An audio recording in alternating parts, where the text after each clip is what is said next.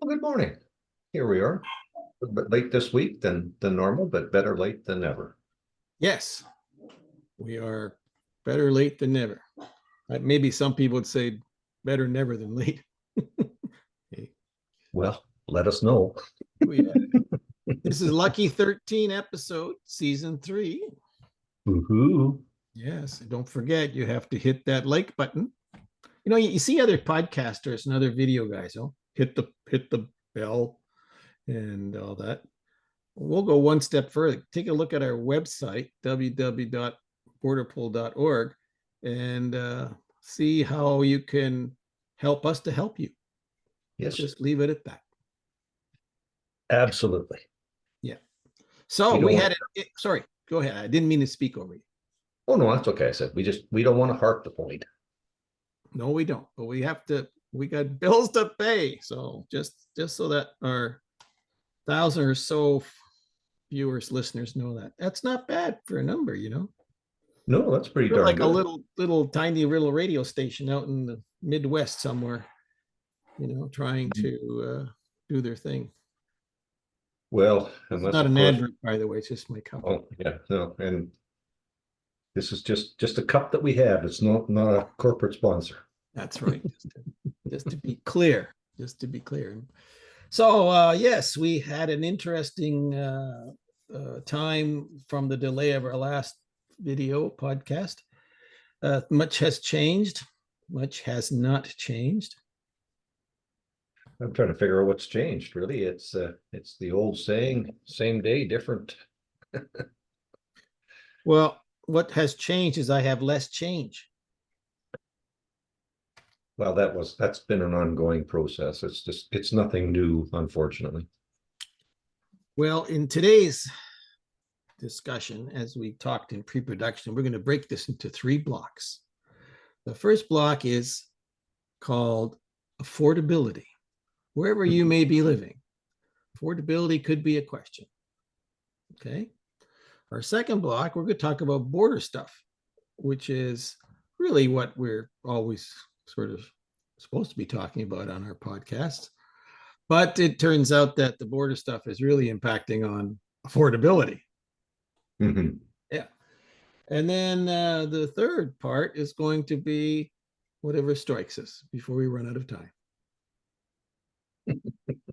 Okay. Maybe we'll tell jokes. I'd probably use up my repertoire well before the before the 30 minutes came to see.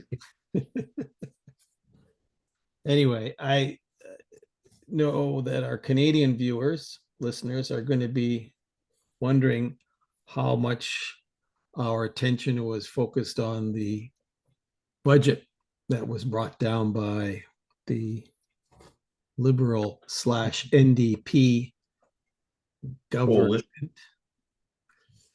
And there is lots to read about from the banking sector, from the various pundits who talk about this.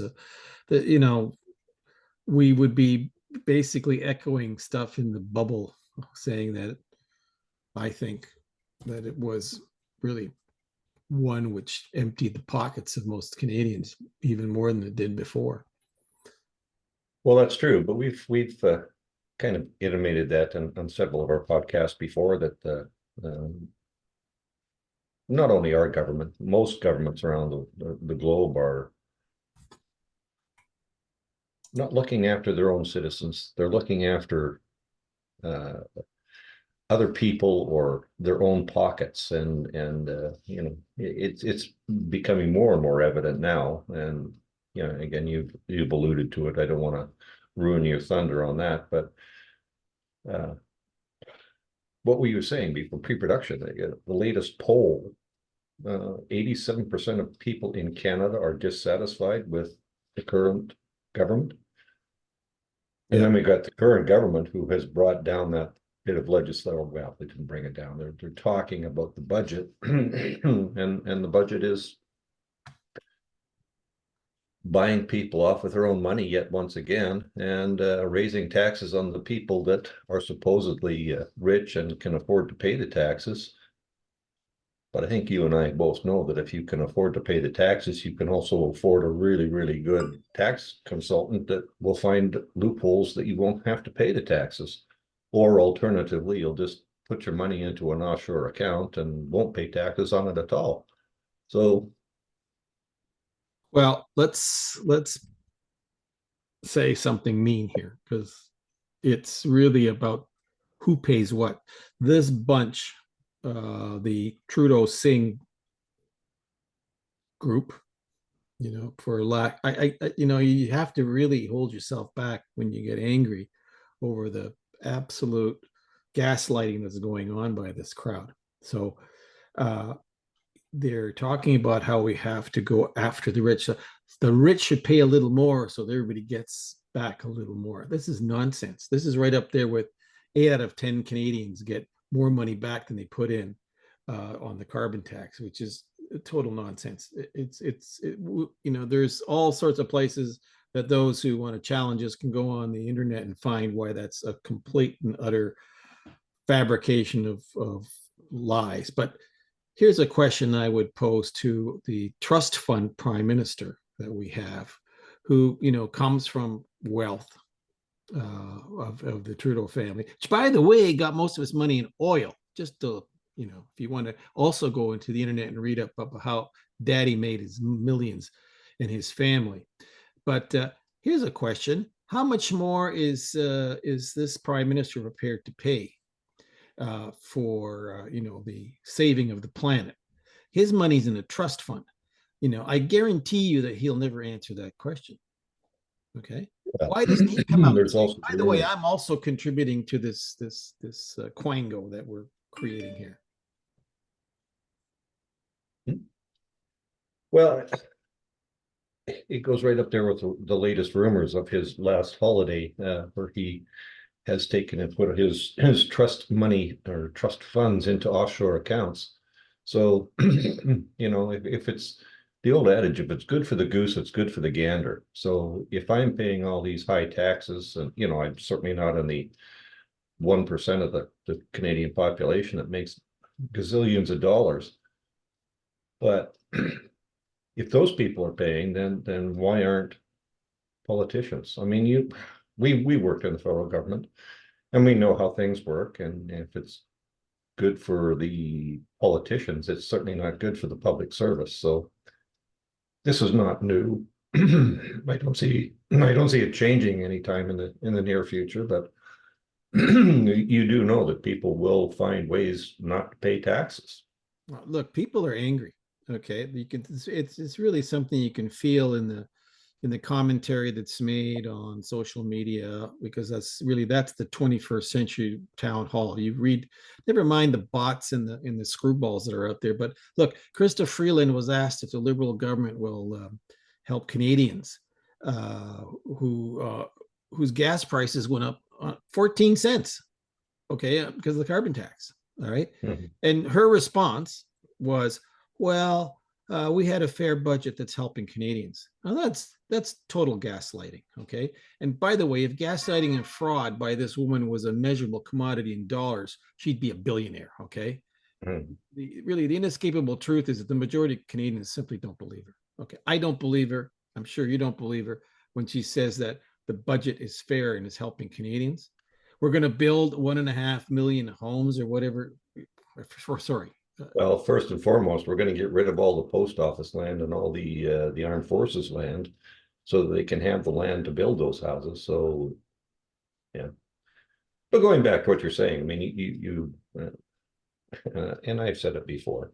How do you know a politician is lying? And the answer is basically quite simple. Their lips are moving. And that's really what this is boiling down to. You've got people who are uh, pretending to lead, um, doing what they think is best because that's what some puppet master has told them to say, or basically just bringing up the talking points on what they want to talk about without really listening to what the questions are.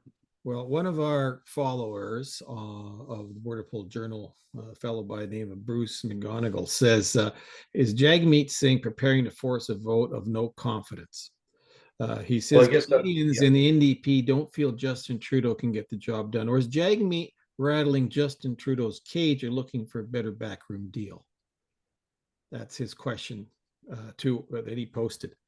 And again, I say gaslighting and grandstanding at the same time is what Singh is doing. You know, Well, Mr. you know, Rolex in his $2,000 suit, that doesn't impress me.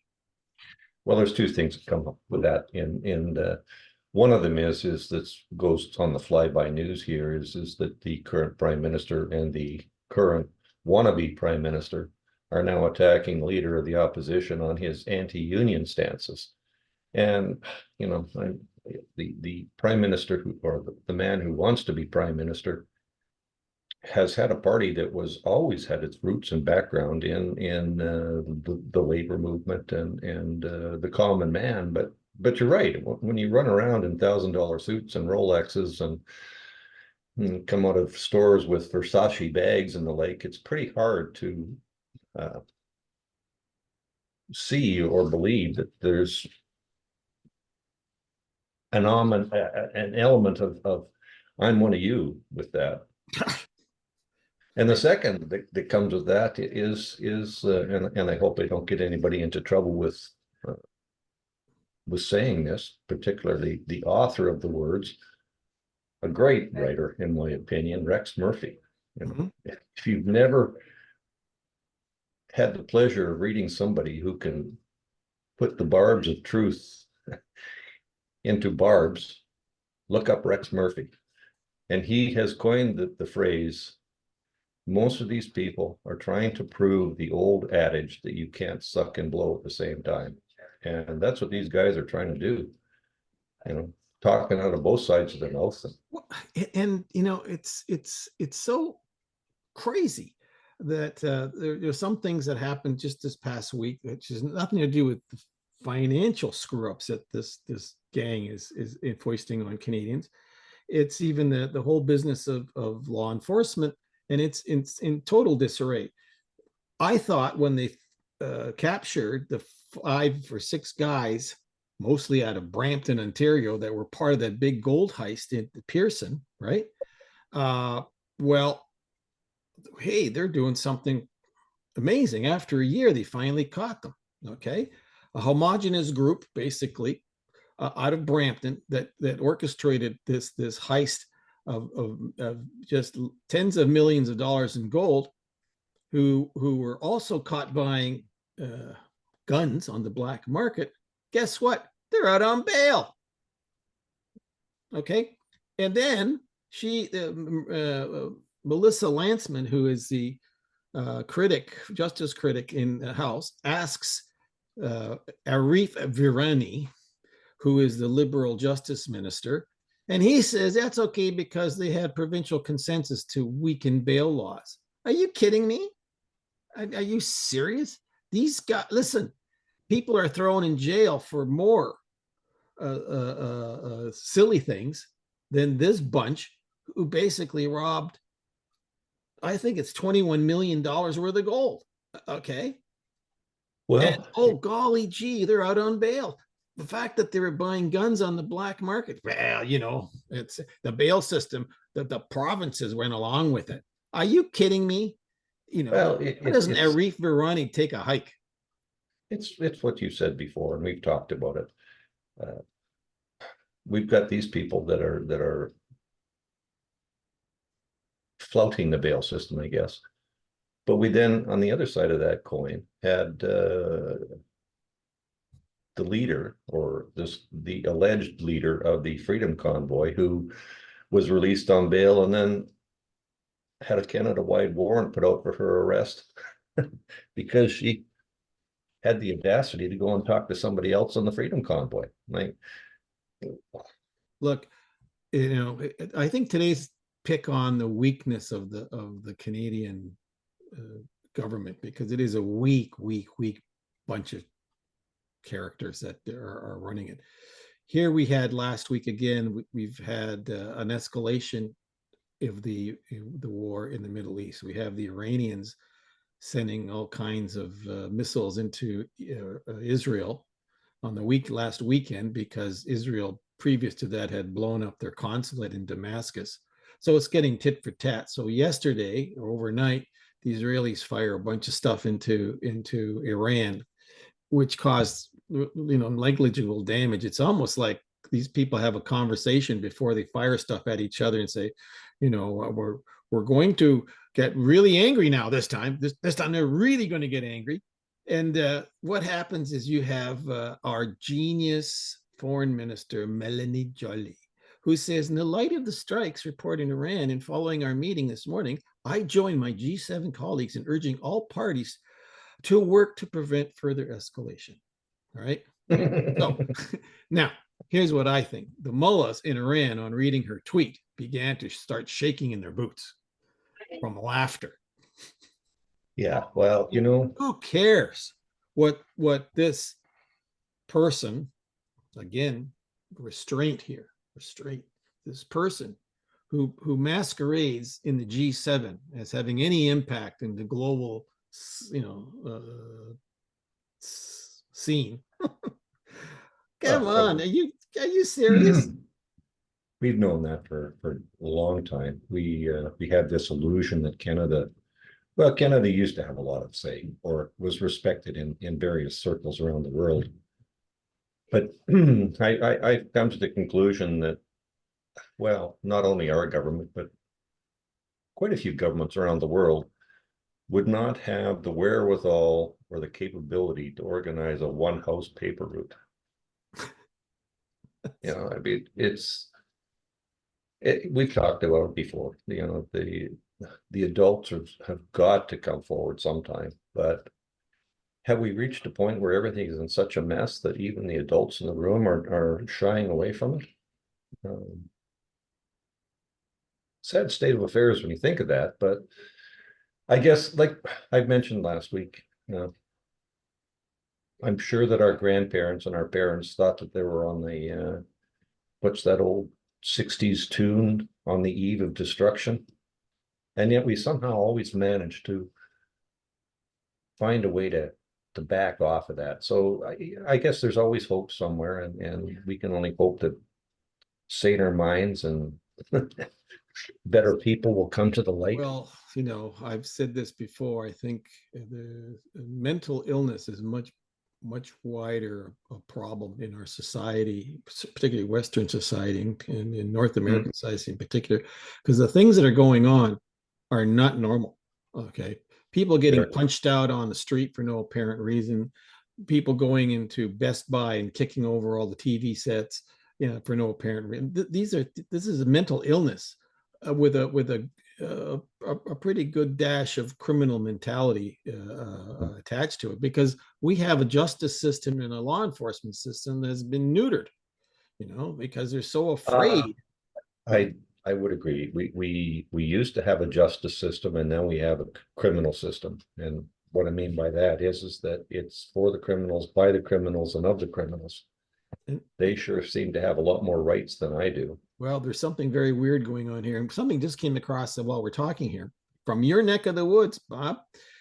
The Trudeau and Jagmeet coalition government refuses to mention the record overdose levels in British Columbia.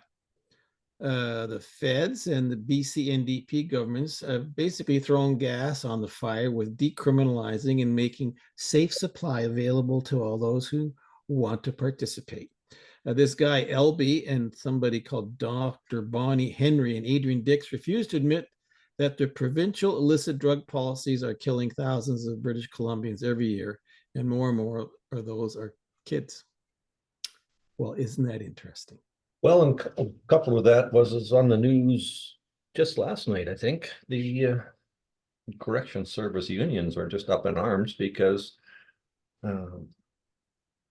more and more cell phones, weapons, and drugs are being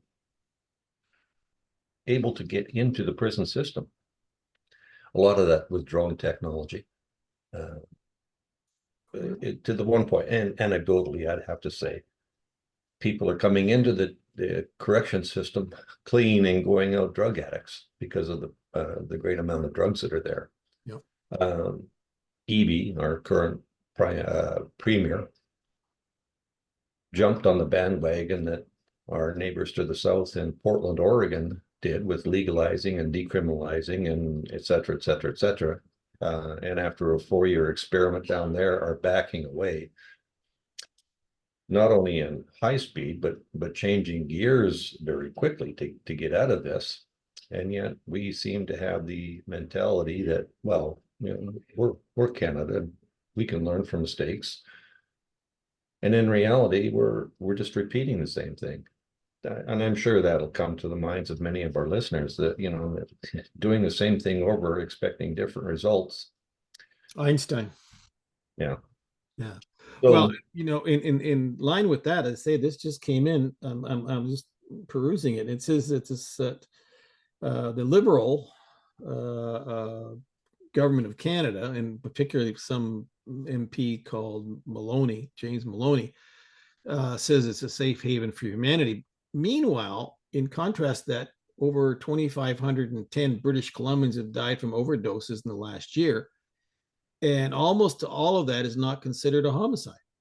Okay, so those selling this junk aren't even being charged with any sort of crime, attempted murder, whatever, when they sell lethal doses of this crap to the addicts. yeah. Okay, which probably explains why the overdose deaths in BC are 400% higher than in Quebec, which, by the way, has 60% more people than British Columbia. So something is not right here. Seriously, I mean, there's something in BC with this. And by the way, this guy Maloney is the parliamentary secretary for justice for Attorney General. And we already talked about this Arif guy earlier, who is a complete numbskull, crackpot with his responses to the questions about bail and why these thieves, crooks in Ontario with the gold heist, are out in the street after buying, guns on the black market. So I don't know what you expect, but British Columbia recorded 170 homicides in 2022, but at the same time they had over 2,300 overdose deaths. Well, yeah, I know it's you're living in a real weird part of the country. Going to stand up and start demanding better from our governments. And I guess that's really the crux of the matter. I don't care how you vote. Well, I do, but I can't really put my thoughts and my feelings on who you should or shouldn't vote for onto the air. My concern is you get out and vote. And we've found that here, particularly in the city that I live in. Municipal voting is one of the least turned out events that we have in our democracy, and yet is one of the most effective of all your votes. My vote in a federal election is meaningless. It's a drop in the ocean. My vote in a provincial election is maybe a bucket in the river. But when I start to vote at the municipal level, my vote could be the river. We found that out, and we've talked about it before out here. We had 2 elections ago, I think 8 or 9 people running for mayor, and the person that won by the slimmest of majorities got to be mayor when only 26% of the population voted. As a result of that individual decided that we no longer needed to have contract policing from the RCMP, but we were going to have our own city police force, which then went up to the province, and our current Attorney General, or whatever he's called now, Public Safety Minister, went along with this and said, well, it's a big city, so it deserves its own police force, and yeah, go ahead and start this debacle. And we're still here 4 or 5 years down the road now into this thing. We've had a change of government locally, and again, only 26 or 27% of the eligible voters got out and voted.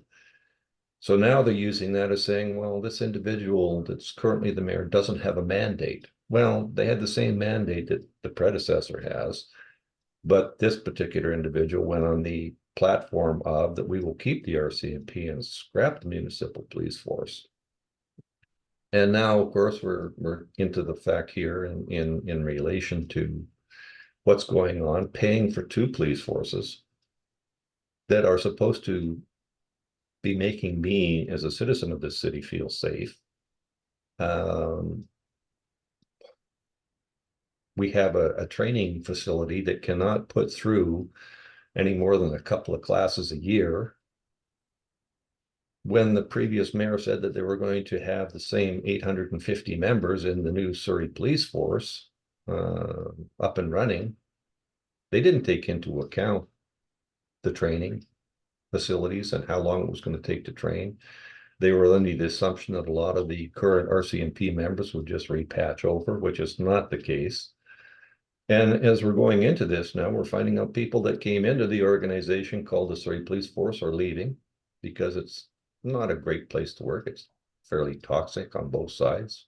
We now have the RCMP commissioner and the RCMP union saying our members aren't going to report to a chief constable in Surrey. So as I say, I go back to the same thing.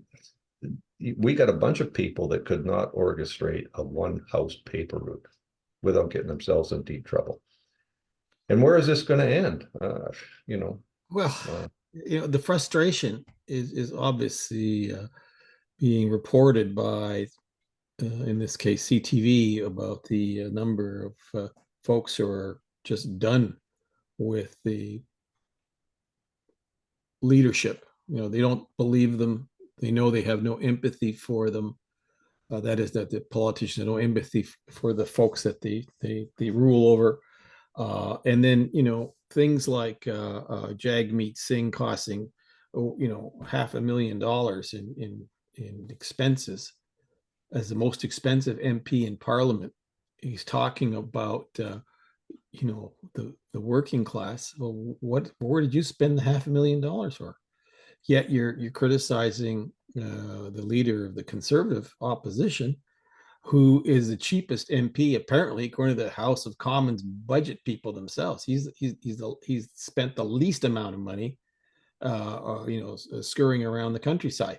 So, I mean, these people are so Orwellian in their approach. It's beyond the pale. And as we said in the pre-production, I had yesterday received to show you that it's not just at the federal level, provincial level, right down to the municipality level. These people are shameless about taxing the hell out of the people who have to, come up with the dough to satisfy their crazy projects. So where I live, in the municipality of South Huron, this is a little rural county municipality in southwestern Ontario. Okay, we're a small town, 11,000 people. All right. And our water bills have skyrocketed over the past 3 years. I mean, have just gone into orbit. So in December, the last quarter of December, my bill for water and garbage, or as they say in the US, trash pickup, was $377.53. Okay. Today, my bill comes in and has to be paid at the end of the month. It went from $377.53 to $429.95. Okay, this is not chump change anymore. No. All right, but the part that gives it away is when you look at the bill. All right, and as I said to you in the pre-production, the actual water bill and the cost is $40.70 for using 22 cubic meters of water over 3 months. All right, $40.70. The actual garbage trash charge for 3 months is $25.27. Okay, so that comes to the princely sum of 65 and change, 65.92, I guess, 97 for the actual 3 months worth of product that I purchased. So what the hell am I doing paying $429.95 for? Well, we have dreamt up all kinds of stuff back in September of 2021 at this town council, right in the middle of COVID, where nobody was paying much attention because we're all locked down and what have you, because that's a whole other story, as you know. So let's see here. Well, we have a debt charge that they've invented. That's 58.72. A water-based charge, that's a 111.69. A pipeline debt charge, which is $3.98. A sewer-based charge, which is 137.85. A sewer consumption charge, which is 39.82, and a recycling charge, which is 11.92. That's insane. These are all fees and taxes, okay? Yeah. For stuff, by the way, that no one asked for, okay? This is the same bunch of geniuses that a couple of months ago were going to hoist $1.5 million worth of debt on this 11,000 town population of building a high capacity sewer system for houses that'll never be built. They thought that was a good idea. And we had to fight tooth and nail to defeat that. And finally, two councilors came to their senses because they knew that we're not going to forget come the next municipal election who these people are. Okay. So this is a kind of stuff at the base, at the municipal level. These people are out of control. They just don't grasp the fact that working people can't generate enough wealth to keep paying for these harebrained schemes that they keep coming up with. And, buying into programs that, by the way, when interest rates were low, but now interest rates are 5 to 7%. I don't see any rebates coming from the bank. I don't see the provincial or federal government saying, "Oh, gee, that's too bad that you got screwed over by your municipality. So we'll let you write that off on your federal taxes." Don't do that. So we're in trouble here. We've talked about this, and it goes down to the fact that it doesn't matter what level of government you have in what city, state, province, country, there is ultimately only one taxpayer, and that money comes out of that taxpayer's pocket. And you can make it all fancy and whatever but the reality is that eventually I'm not going to have any more money to give.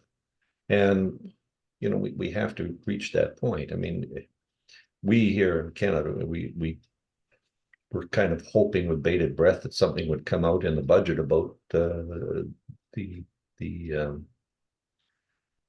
funding on what we're going to be doing with the illegals or the undocumented or the newcomers or whatever you want to call them that are in this country, who on one side of the breath of politicians are being the problem of our high housing and etc. And the same politicians in the next breath are talking about how we need to bring more foreign workers in. Jokingly, you would say, like, what are we going to do for the average Canadian who can't even afford a house? Yeah. Well, jokingly, I said, well, maybe we get them to leave and come back in and apply for refugee status, where at least there would be some kind of guaranteed housing for them. Well, who created the housing crisis in the first place? The same jackwagons that brought in 1.5 million people into Canada and who have no skills by and large. They have no place to go by and large, and you have to house them somewhere. So basically, it's one of those typical liberal things: break it, and then we'll say we'll fix it. Well, this is not fixable overnight for starters. And you're going to get a whole lot of people real PO'd about this. And then to make things even more disgusting, this man is disgusting. He says that the previous government of Canada 9 years ago and the current leader of the opposition and the premiers are responsible for the housing crisis. Are you kidding me? This is the same crackpot that went on in 2015 on how he was going to solve a housing crisis.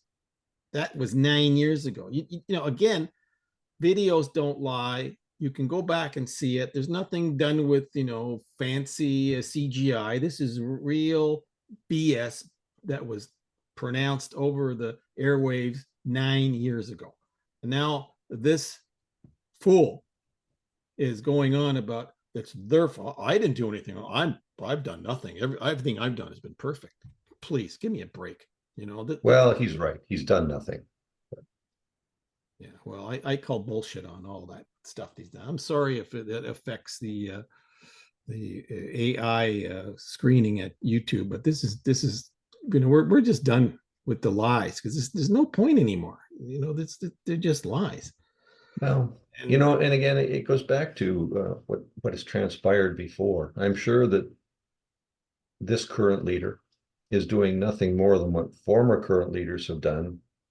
The only difference being that there's way more technical superiority on things, like you said. More people have cell phones, more people are watching for this stuff, so it's more difficult to get away with it. In the past, you could do the same thing, get away with it, because a lot of the people still trusted government or didn't have the cell phones to record it or really didn't care too much. But when you start looking at, I think what we're about 50 to 60% text in this country, that people are going to start to demand more and they expect more. And in keeping with our mandate here at BORDERPOL, let's start bringing in people that have the skills and the things that we need to make this a better place. I don't want to sound negative, but if a choice has to be between somebody who works in a trade that is going to help build homes, apartments, skyscrapers, whatever it is, versus somebody who may not have that same capability. I know what I would want chosen. well, and the polling indicates today that if there's an election held in Canada, this is just last night came out from Polling Canada, which is an aggregate of all the different polls. You know, polls don't mean squat unless there's actually an election, but just for fun, Conservatives 206 seats, the Liberals 72, the Bloc 38, NDP 20, and the Greens 2. Okay, which is a super majority out of the 338 for if there was an election held today, which of course is not going to happen because despite all the gaslighting we're getting from Jagmeet Singh about he hasn't made up his mind about what to do with he's not going to vote no. This is pure and utter politics, and it's the worst kind because he's a total fraud when it comes to that stuff. Well, one is that he's got the mindset that he's doing something good. I forced a medical plan. I forced a dental plan. I forced this and I forced that, and that shows that our support for the government is. And then in the next breath, he's out there talking about how people can't afford this, and the poor unions and blah blah blah blah. So again, Rex Murphy. I just love that man. Mr. Singh. We're out of time. I hate to say it. You can't suck and blow with the same. Well, they're learning. Hey, I'll see you next week. We shall. Have fun. There's got to be some good out there somewhere. We must hope for good. Adios. Adios.